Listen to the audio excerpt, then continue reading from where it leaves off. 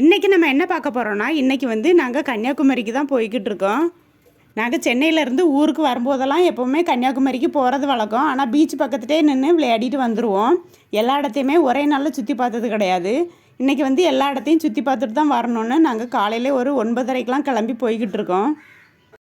கன்னியாகுமரிக்கு வந்தாச்சு. இப்போ வந்து கடல் பக்கத்தில் போய் பார்க்கலாம்.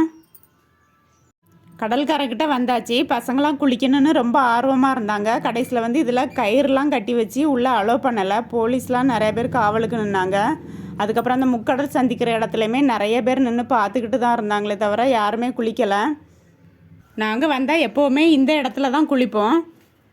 அதுக்கப்புறம் பகவதி அம்மன் கோயிலுக்கு போனோம். காலையிலே போனதுனால அங்கே வந்து கூட்டமே இல்லை. ரொம்ப ஃப்ரீயாக சாமி கும்பிட்டுட்டு வந்தோம். அங்கேயே அன்னதானம் கூட நடந்தது.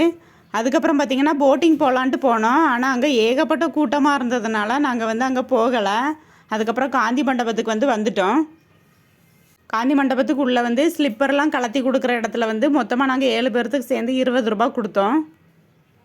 அதுக்கப்புறம் இந்த சைடில் இடது பக்கத்தில் இருந்தே அப்படியே காந்தி தாத்தாவோட வாழ்க்கை வரலாறு பற்றி டீட்டெயிலாக எல்லா சைட்லேயுமே சுற்றி வச்சுருப்பாங்க. அதுக்கப்புறம் இந்த 2 சைட்லேயுமே பார்த்திங்கன்னா மேலே போகிறதுக்கு வழி இருக்குது. ஆனால் அதை வந்து இப்போது அலோவ் பண்ணல. சாயங்காலம் டைமில் தான் அலோவ் பண்ணுவாங்களாம். வெளியே வந்து வெயில் ரொம்ப தாக்கமாக இருக்கனால நிறைய பேர் இங்கே தான் உட்காந்துருந்தாங்க. அக்டோபர் 2ஆம் தேதி வந்து இந்த வழியே தான் இந்த கீழே இருக்கிற இடத்துல வந்து சன்லைட் வந்து உழவுன்னு சொல்லுவாங்க.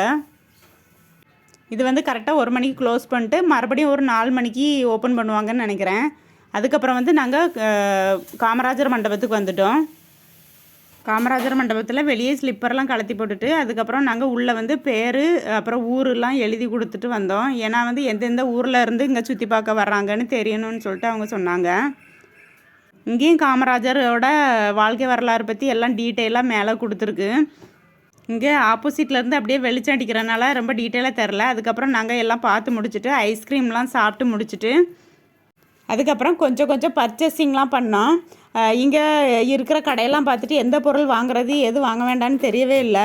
சும்மா அப்படியே நல்லா சுற்றி பார்த்துட்டு கொஞ்சம் பொருள் மட்டும் வாங்கிட்டு அப்புறம் வர வழியில் 5 கிராமத்தில் வந்து நாங்கள் சிக்கன் பிரியாணி அதுக்கப்புறம் வான்கோழி பிரியாணி சாப்பிட்டுட்டு நாங்கள் வந்து கிளம்பி வீட்டுக்கு வந்துட்டோம்.